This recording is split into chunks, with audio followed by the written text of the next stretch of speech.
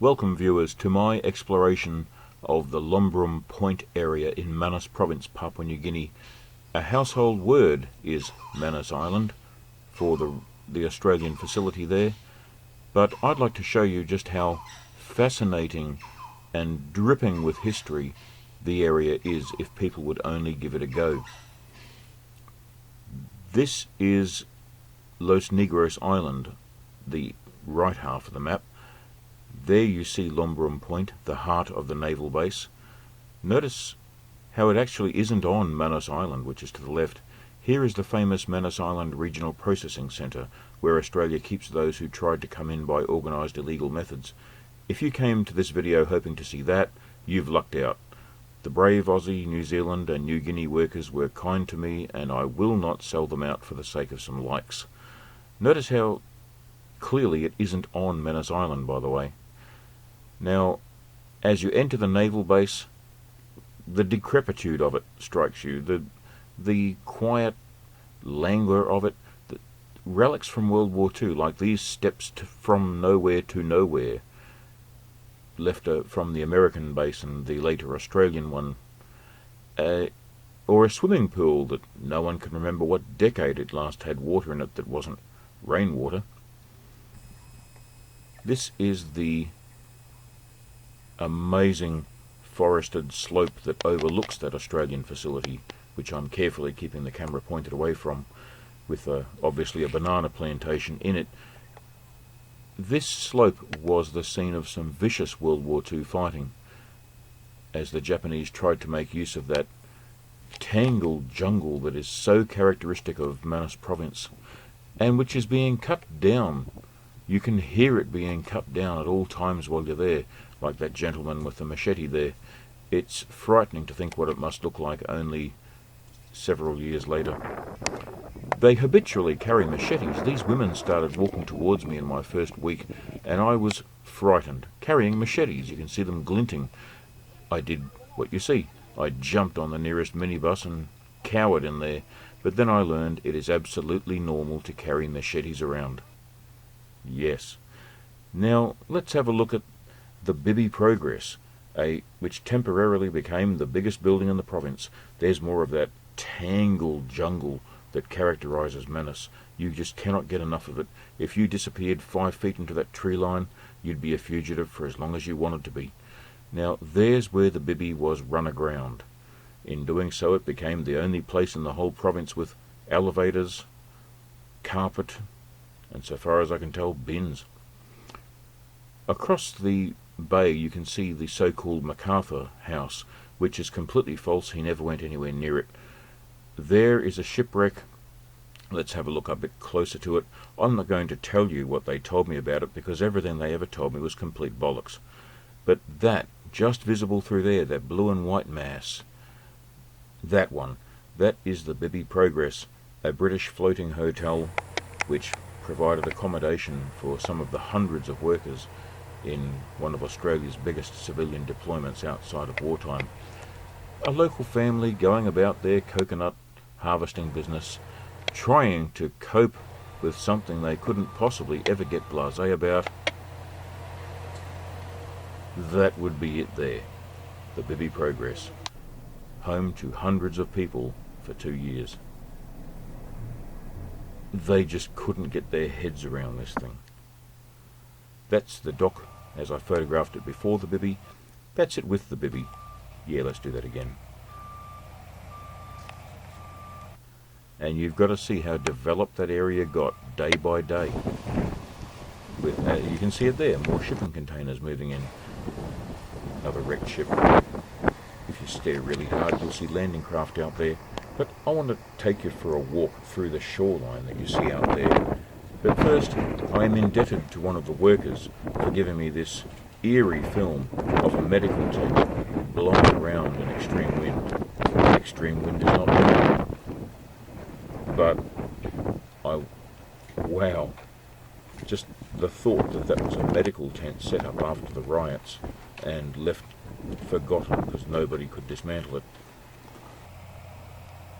Now let's get away from the Bibi and go for a walk around the neighbourhood.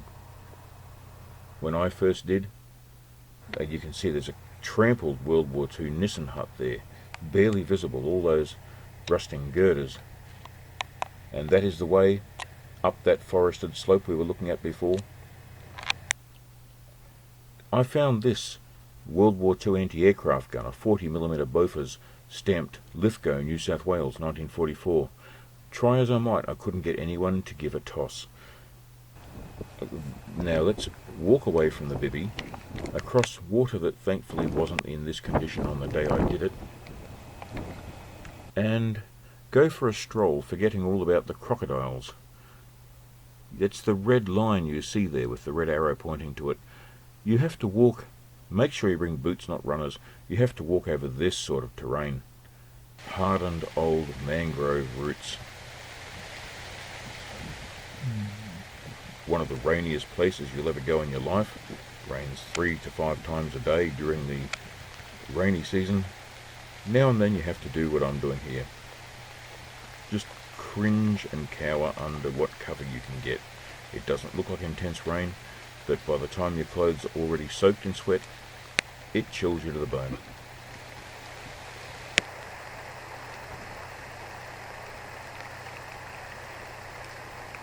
Enjoy the peace of it a moment longer before we move on.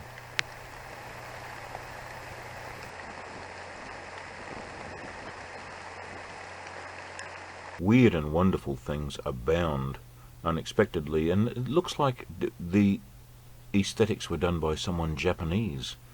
Just look at that wrecked landing craft from wartime. Not quite so beautiful. I'd love to explore them at low tide if I just conveniently forget crocodiles exist. I'd love to do that, but if I had a criticism to make of this, it would be that they need a lot less unexploded ammunition in it. Yeah, that's what I make of this, and I tried to alert the Australians to it, only nobody appeared to give a toss. The locals keep pigs in cages over the water. Very, very cute arrangement. They also have toilets arranged like this, obviously with privacy, and that's a pretty good idea. Use the tide to do your flushing. There are scrappy little pubs all around, which might also sell mobile phones. This is the Goal, Vitamin SP, South Pacific. This even scrappier little pub was so engaging to find at the end of my long walk. And yeah, Safe Rider, you see that advert there? That's for their leading brand of condom. It's just the English words Safe Rider rendered into a pidgin language. I go around the back of it, that's what that arrow was, around the back of it where I relax at the edge of the bay, looking back across at that pleasure ship nobody knew a thing about, the bivvy where the Australians live. That is where I have just been walking all the last couple of minutes of this video. And some bemused local lads whose mother just sold me the beer.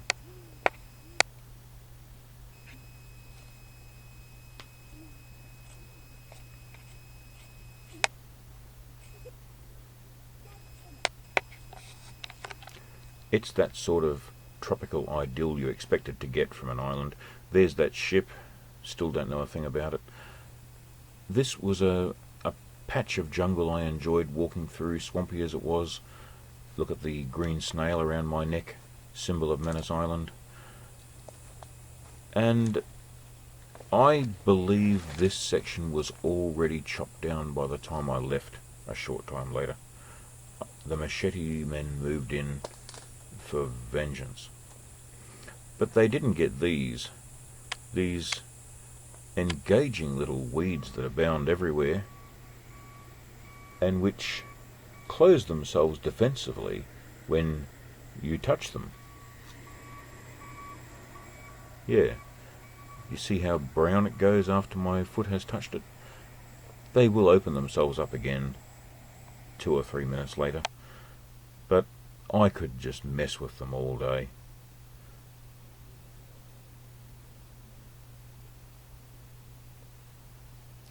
Then we come to the World War II relics in the heart of the naval base. Peer through into the light there and you'll see there a decrepit Nissen hut, there it is up close. That was already gone by the time I left and replaced with a pile of shipping containers. Sad to record, these very evocative relics of wartime are disappearing hand over fist. There's still hundreds of them though. Back in the day, 1 million American servicemen passed through this base in less than 2 years. Delightfully old tech wiring hanging up everywhere. And as you wander around, it's also very overgrown, you can come across natives making good use of it. How on earth would they not? They've stripped enough of it before. They do let rain in, some of them I can see. There's those shipping containers starting to stack up. You have no idea how many of them there. Well, get on Google Earth and see for yourself. It's depressing. There's a local who may or may not be homeless but knows how to make a barbecue.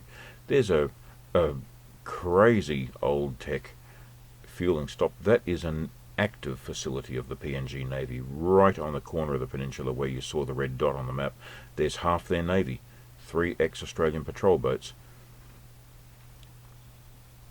The overgrown parade ground, they're not very formal. And in the amongst the Nissen huts, there's World War II magnetic mines rusting away. That looks like it was pulled off a warship, judging by the porthole. I came across an elderly Australian man finding his own leisure, which is not letting a coconut beat him. He is going to get that thing open by bashing it against a girder. More of that intoxicating jungle. I just cannot get enough of it. I didn't care about mosquitoes. I just wanted to live. And just look at it. It never ceases to be dramatic. Even thin trunks are 3 feet thick with vines. And things like this powder of purple that's fallen off trees. Trees you didn't guess would have that in them. Wow. The sunsets and sunrises were orange and purple, and I just regretted that I could never take the best photos of them somehow. Now, let's go back through that jungle slope that you just saw on the map in the crisscross pattern. Look at that. You cannot get tired of this. And there is such peace in being in there, such anonymity because nobody else goes into it. Though there is a track through it to the much fabled pub in the middle of it all. Well, I'll prove to you that did exist. Spoiler alert. I say you won't have anybody in there with you, but if there's even one cuscus, some New Guineans will come out of the woodwork and hunt it by climbing the tree and getting it with their hands. Then you get World War II relics. That, I believe, that wall is a relic of the Lapita civilization who traded obsidian all over half the Pacific Islands, all of Melanesia. And this would be more a World War II thing, whether Japanese or American. I believe we're looking at the roof of the thing and that the rest of it is hidden from view underground. I never went back there. I still know exactly where it is, but God knows it's probably cleared now. You can tell that is the roof of something. And I wanted to organise my exploration of it very carefully, but ran out of time. There's me holding a piece of it. Look at that old tech telegraph pole in the middle of the jungle. Why was it there?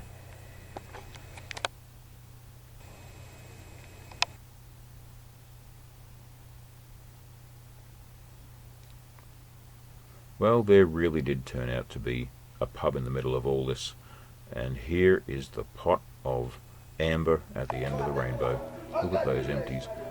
This is the Navy Junior Sailors pub. I was made to feel very welcome there. Look at that, just bought about 30 beers and yeah, I tried to win another 24 in this darts game, but failed on account of my sucking at darts. That's one of the workers. Note the fake MacArthur house in the background. It's that glint you can see in the jungle. This is the Navy officers' pub. These men came in on a different boat. A good place for dogs to lounge around doing absolutely nothing. And every night it was rocking with Australian and New Zealand expats. so people tell me. Oh my gosh! Generating huge amounts of empties, and there's more waiting to go. I enjoyed walking the road to Lorengau. Tried it several times, the capital city. Tried it several times, but every time I was thwarted by the hospitable locals not taking no for an answer, and eventually I had to jump on board a truck and hoe into a carton of SP with them. Now and then, you just want to relax on the beach. There's plenty of it, and we've finished our exploration of Lombrum. I'll show you some more of Manus Province in other videos, but for now, you've seen Lombrum, home of the infamous Australian facility, which itself you haven't seen, quite by design. It's right next to me, behind me, but although it's legal to come to this point, which is the accommodation of the Navy families, there's no way I'm pointing the camera in that direction. Just lounge, listen to those children playing in the surf without a care in the world, and contemplate how the hell I'm going to get to my flight, and kind of hoping that I'll miss it. Thank you for watching this far. You're marvellous. And have a great day.